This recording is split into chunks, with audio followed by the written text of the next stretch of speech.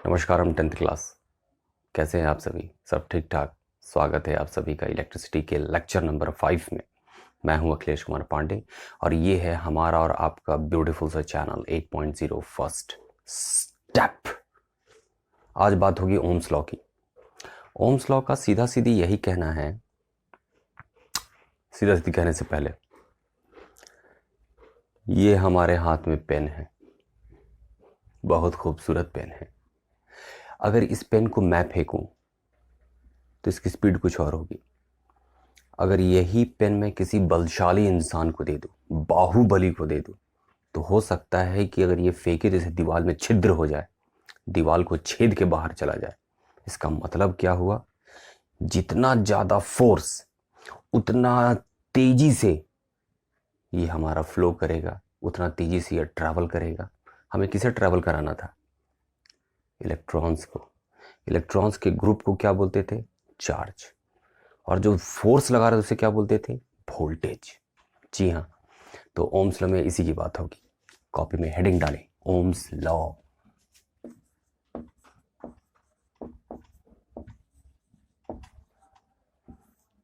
Ohms law. Ohm's law का पहले mathematical expression देख लें। वोल्टेज यानी कि फोर्स डायरेक्टली प्रोपोर्शनल है इलेक्ट्रिक करंट का। Force is directly proportional to electric current, यानी कि जितना ज्यादा जोर उतना ज्यादा इलेक्ट्रिक करंट का फ्लो। समझ गए? तो इसी पे डायरेक्टली प्रोपोर्शनल, प्रोपोर्शनल के बारे में बताए थे कि साइंस में रिलेशन कैसे दिखाते हैं? प्रोपोर्शनल से। और उसका साइन क्या होता है? ये अजीब टाइप का टेढ़ा मेढ़ा लिखा हुआ स्मॉल ए जैसा।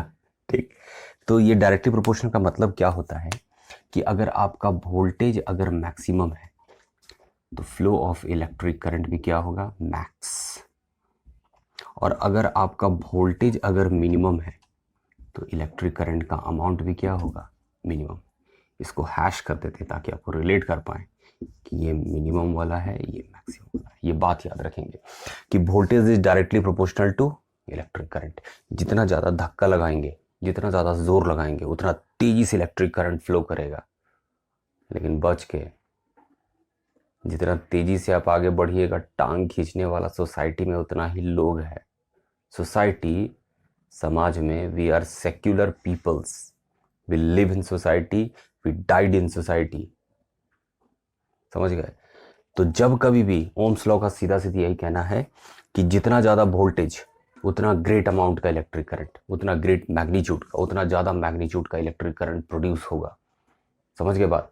तो ये डायरेक्टली प्रोपोर्शनल वाली बात समझ में आ गई। सीधा रिलेशन, जितना ज़्यादा वोल्टेज उतना ज़्यादा इलेक्ट्रिक करंट का अमाउंट, जितना ज़्यादा फोर्स लगाएंगे आप उतना तेज़ी से आप दौड़ेंगे। समझ गए बात? चलिए, तो इससे पहले लिखिए, ये मैथमेटिकल एक्सप्रेशन है किसका? ओम्स लॉ का। इसके बाद इसका डेफिनेशन लिख देते हैं, यहीं पर डेफिनेशन नीचे लिख देते हैं। डेफिनेशन क्या कहता है इसका? The potential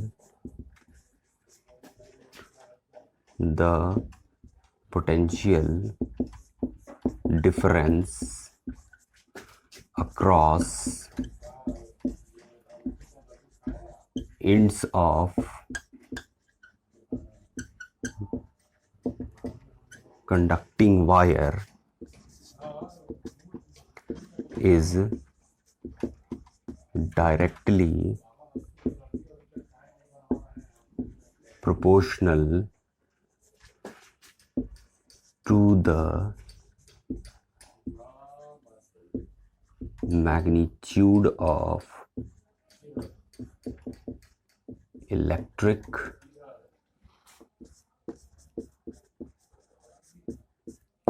current. Potential difference की वजह से क्या आता था? Voltage.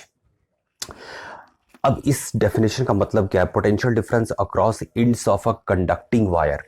Ends of a conducting wire कहने का मतलब क्या हो गया कि ये आपका दो वायर है, ये आपका कंडक्टिंग वायर, और यहाँ पे हम, सॉरी गलत बना दी, गलती बहुत कर रहे हैं आजकल, कोई बात नहीं। अब टेंशन मत लीजिए कि सब का डिज़ाइन बना रहे हैं हम। ये रेजिस्टेंस का डिज़ाइन है, ठीक। यहाँ प्लस यहाँ माइनस, ये सेल हुआ करता था हमारा, ठीक, इस सेल को कहाँ लगाते हैं? वायर के दो इंड पे, वायर के दो इंड पे। तो यही यहाँ पे बात लिखा गया है कि the potential difference across two ends, across two ends या इंड्स ऑफ वायर। आइए यहाँ पे टू इंड्स कर देते हैं, across two ends of a wire, दो इंड, एक ये इंड एक ये इंड।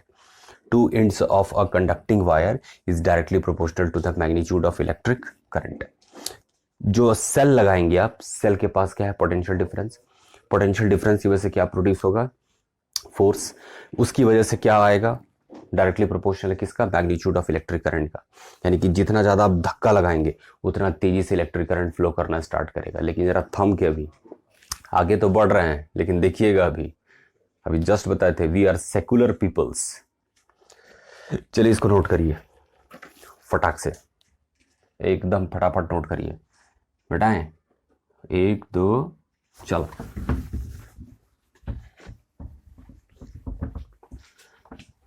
अब क्या हुआ?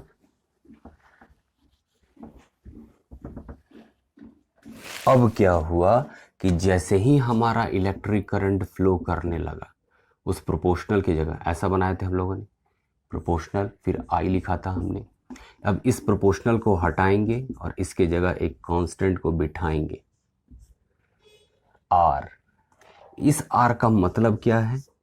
आर का मतलब है रेजिस्टेंस। ठीक, आर का मतलब क्या है? रेजिस्टेंस। इसका यूनिट क्या होता है? ओम। इन्हीं के नाम पे रखा गया है ओम, इन्हीं ने खोजा था। इसको दिखाते कैसे हैं? एक सिंबल से। इस सिंबल को क्या बोलते हैं? Omega. OMEGA, omega, resistance omega. तो ज़रा अब बात समझिए कि आप जब चलना स्टार्ट किए, जब इलेक्ट्रिक करंट फ्लो होने लगा, आप जीवन में आगे बढ़ने लगे, तो लोग आपका टांग खींचना चालू कर दिया, रेजिस्टेंस पैदा हो गया। चाहे आपके चाहने वाले हों या आपके न चाहने वाले हों। चाहने वाले तो चाहेंगे कि आप आगे बढ़ जाए, लेकिन न चाहने वाला, क्रिटिक लोग, क्रिटिक, आलोचक, वो लोग टांग खींचता है। लेकिन आलोचक भूल गए कि आलोचक हमको एकदम ज़बरदस्त, एगो कबीर का एगो दोहा याद करिए, निंदक नियरे राखिए आंगन कुटी छवाए, आप बिन पानी साबुन बिना निर्मल करे सुहाए। जो जितना भी क्रिटिक लोग होता है, वो आपकी जितनी भी खामी है उसको वो लोग काट छाट के अलग कर देता है, बताता है कि देखो तुम यहाँ गलती क्या है, तुमसे नहीं होगा, तुम्हें ये चीज़ कमी है, उस कमी को दूर करिए। तो जैसे ही इलेक्ट्रिक करंट फ्लो करना स्टार्ट किया, ये क्या हुआ? इसको आगे बढ़ने में रुकावट पैदा हुई। ये रेजिस्टेंस कब पैदा होगा? जब इलेक्ट्रिक करंट फ्लो करना स्टार्ट करेगा। जैसे ही फ्लो करना स्टार्ट करेगा, उस कंडक्टिंग वायर में मौजूद एटम्स, इलेक्ट्रॉन्स में अट्रैक्शन, रिपल्शन की वजह से वो एक दूसरे से टकराते रहेंगे। ठीक, तो टकराने की वजह से क्या होगा? उसको आगे बढ़ने में काफ़ी मुश्किलों का सामना करना पड़ेगा। तभी तो बच्चा, आखिर ये वोल्टेज उसी में तो मदद करता है कि भाई चलिए आपको आगे बढ़ा दे रहे हैं। वोल्टेज आगे बस बढ़ा दिया आपको, जैसे ही बढ़ाया, रेजिस्टेंस, आपका मुलाकात आपसे, आपका सामना रेजिस्टेंस से हुआ, ठीक, कि वो आपको आगे बढ़ने नहीं दे रहा है। तो यही आर क्या है? रेजिस्टेंस। यूनिट क्या है? ओम, ओमेगा। ठीक, तेरा रेजिस्टेंस का डेफिनेशन लिख लिया जाए।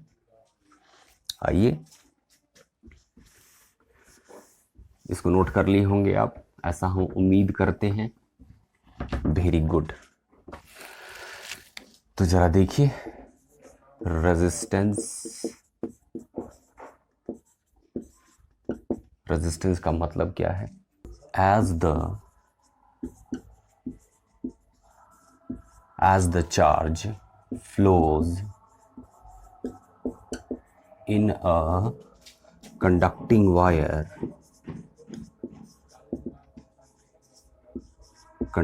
wire, its flow hampered, मतलब दिक्कत, hampered by collision between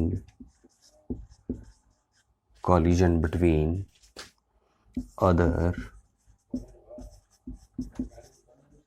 atoms or ions in in it such incident is known as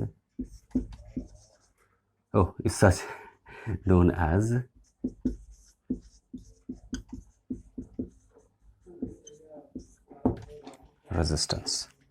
क्या लिखे? As the charge flows in a conducting wire, जैसे ही चार्ज कंडक्टिंग वायर के अंदर फ्लो करना start करता है, इट फ्लो हैम्पर्ड, इसके फ्लो में HAMPERED, हैम्पर्ड मतलब उसके फ्लो में रुकावट आती है, उसको चलने में, उसके फ्लो में दिक्कत आती है। इट्स फ्लो हैम्पर्ड बाई, आखिर क्यों दिक्कत आई?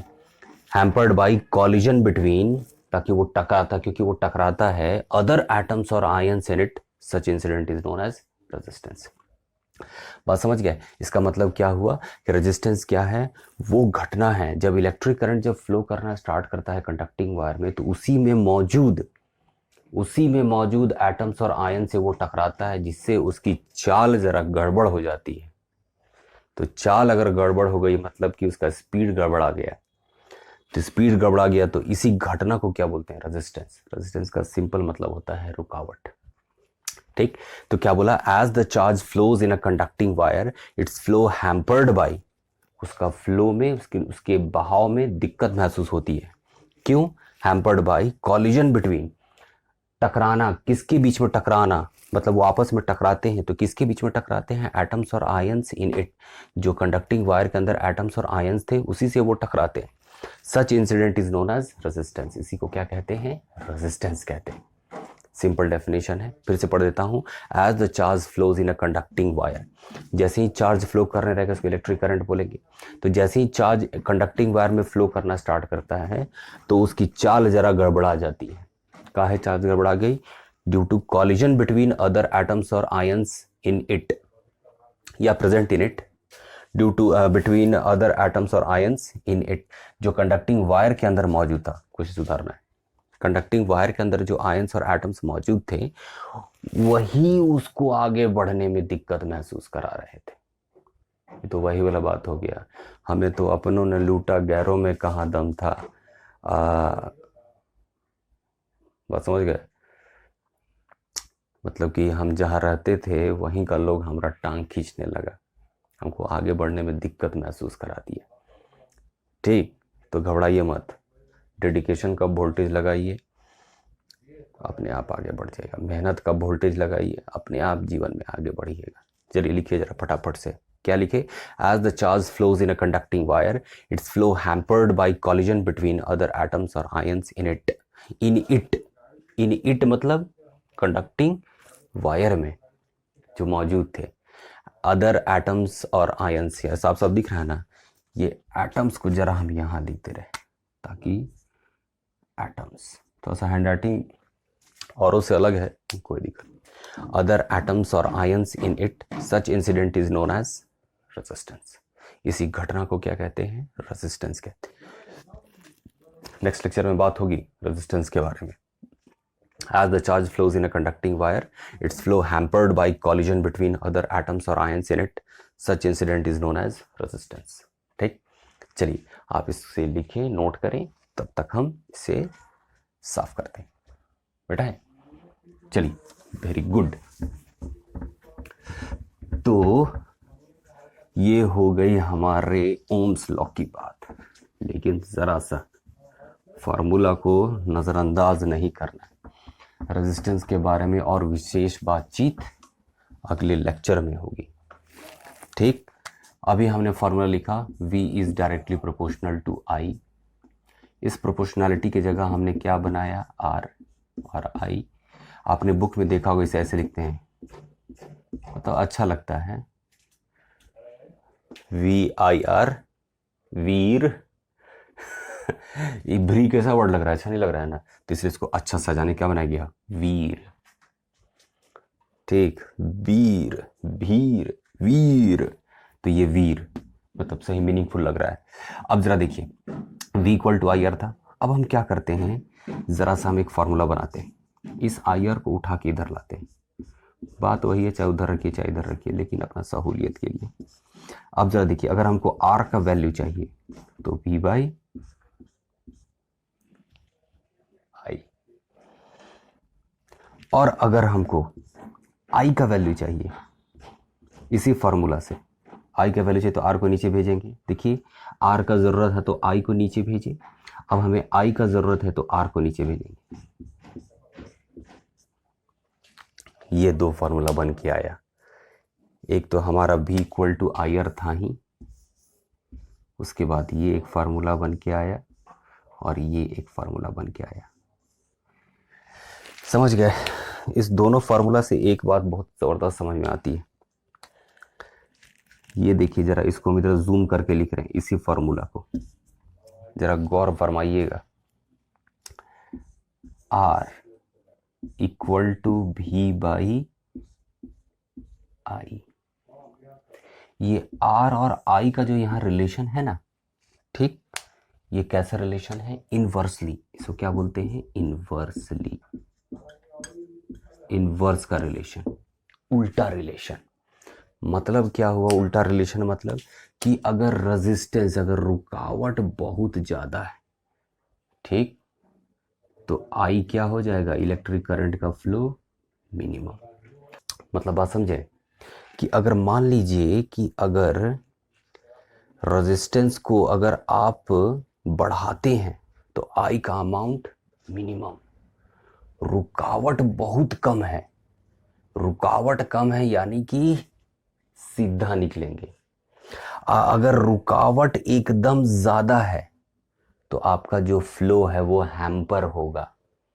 इस फार्मूला से ये भी बात समझ में आती है कि अगर रेजिस्टेंस अगर ज़्यादा है तो आई क्या होगा? मिनिमम। देखिए डॉट डॉट और हैश हैश ऐसे मिलाइएगा। तो रेजिस्टेंस ज़्यादा तो आई का अमाउंट मिनिमम, आई का मैग्नीट्यूड कम हो जाएगा। फ्लो और जनरल लाइफ की बात है बच्चा मेरा। अगर भीड़ भाड़ ज़्यादा है तो वहाँ आप तेज़ी से नहीं चल सकते, अगर भीड़ भाड़ कम है तब आप तेज़ी से चलेंगे, पूरा साए से निकलेंगे आप। बात समझ गए? तो यही ये फार्मूला बताता है, ठीक। जैसे मान लीजिए कि अगर रेजिस्टेंस को हम बढ़ा देते हैं दुगुना, ठीक, रेजिस्टेंस को अगर दुगुना बढ़ाएंगे तो आई का अमाउंट क्या हो जाएगा? 1/2। इनवर्स, 2 का इनवर्स 1/2 इनवर्स हो जाएगा। बात समझ गए?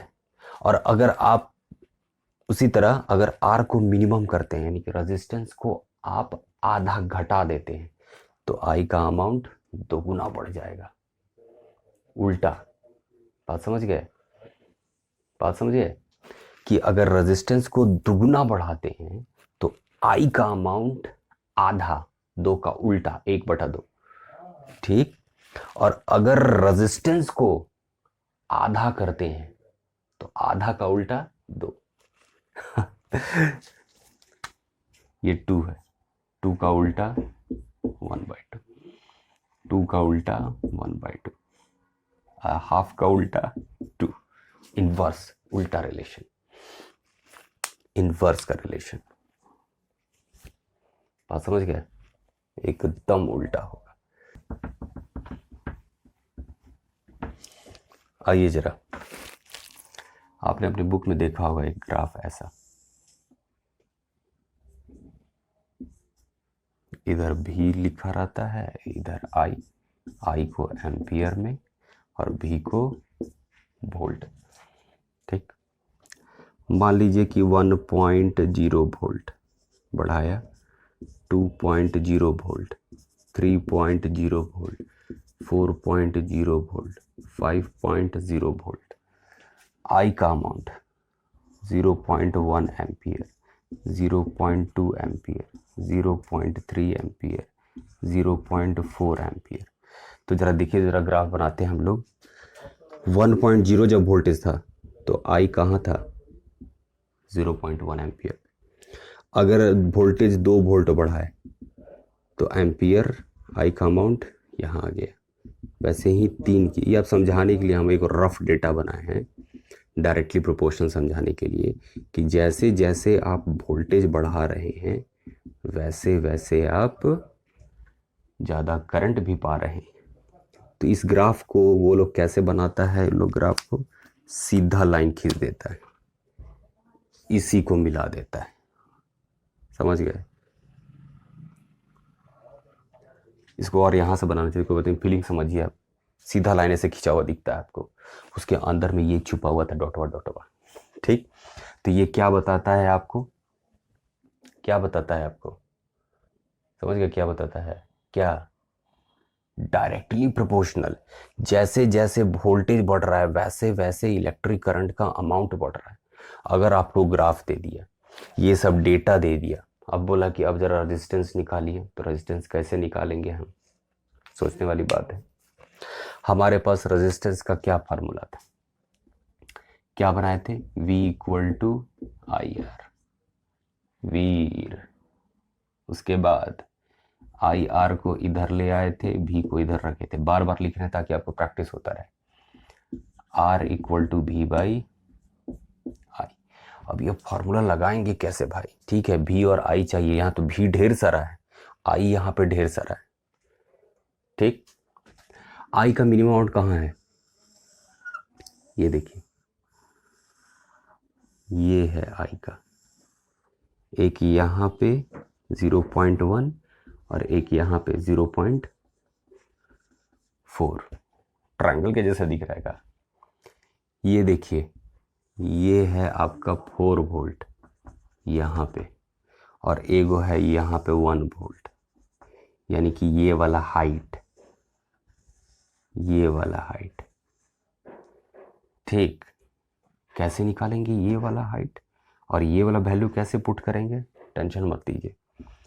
ये है आपका इनिशियल स्टार्ट वाला, ये है आपका फाइनल।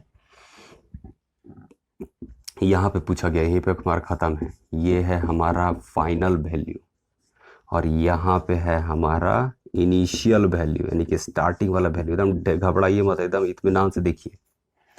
यानी कि आर अगर हमको निकालना हो इस ग्राफ से, तो भी का वैल्यू जो है, वो भी का वैल्यू क्या करेंगे? फाइनल वैल्यू ऑफ भी माइनस इनिशियल वैल्यू ऑफ भी। ठीक, अच्छा यहाँ भी लिखना भूल गया, फाइनल भी माइनस इनिशियल भी, सभी भी।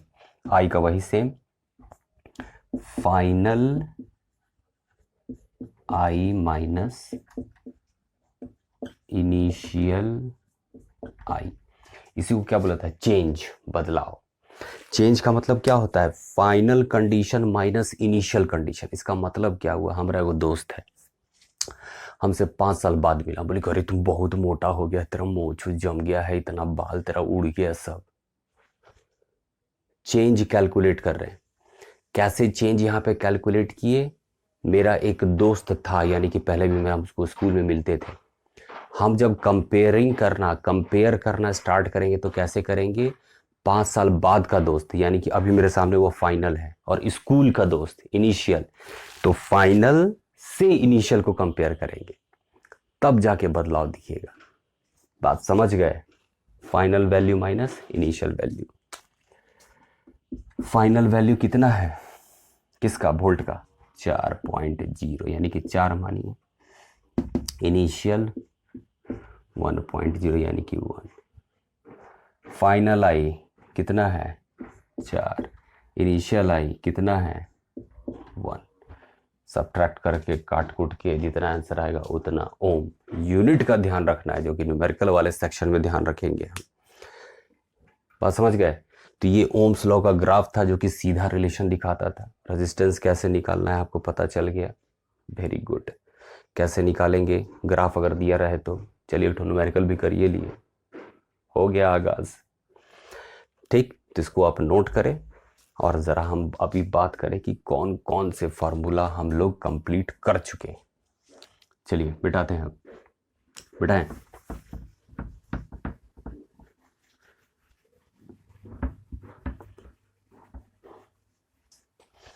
आइए जरा, बात कहाँ से स्टार्ट हुई थी? चार्ज से, Q इक्वल टू एन। दूसरा, चार्ज पे लगा धक्का। ठीक, इसी का यूज करके एक फार्मूला बनाए थे।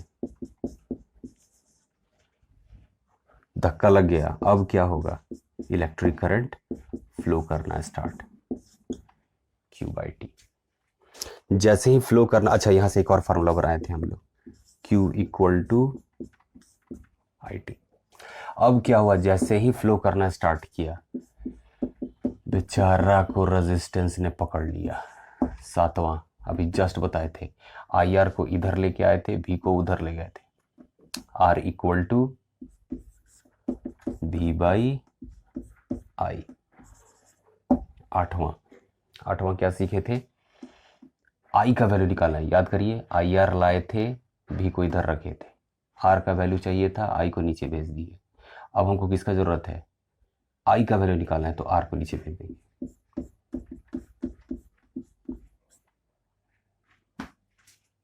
टोटल 8 फार्मूला अभी तक हम लोग सीख चुके हैं। तो जहां आप बैठते हैं, पढ़ते हैं, सोते हैं, वहां पे आप इसको एक पेज में चिपका के रखिए, ठीक। और ये फॉर्मूला को हम बार बार लिखेंगे ताकि आपको एकदम आपके दिमाग में प्रविष्ट कर जाए, समझ गए। तो आज क्या बात हुई, ओम्स लॉ की। वोल्टेज लगाइए, इलेक्ट्रिक करंट का अमाउंट बढ़ जाएगा। जैसे ही आप फ्लो करना स्टार्ट करिएगा, आपको रुकावट महसूस होगा। कहाँ फ्लो करने की बात हो रही है, कंडक्टिंग वायर में, कॉपर का वायर, एल्युमिनियम का वायर, जिसमें करंट फ्लो कर सके, कंडक्टिंग वायर, ठीक, जिसका आप यूज कर सकिए। तो जैसे ही फ्लो करना स्टार्ट किए तो इलेक्ट्रिक करंट का अमाउंट, सॉरी, रेजिस्टेंस आ गया, रुकावट आ गया। रेजिस्टेंस क्या था, जब इलेक्ट्रिक करंट फ्लो करेगा उसी में मौजूद वो एटम्स और आयन से टकराएगा, जिससे उसका स्पीड क्या होगा, हैम्पर होगा, उसको आगे बढ़ने में दिक्कत महसूस होगा। इसी घटना को क्या बोलते हैं, रेजिस्टेंस। आपके आम जीवन में भी होगा।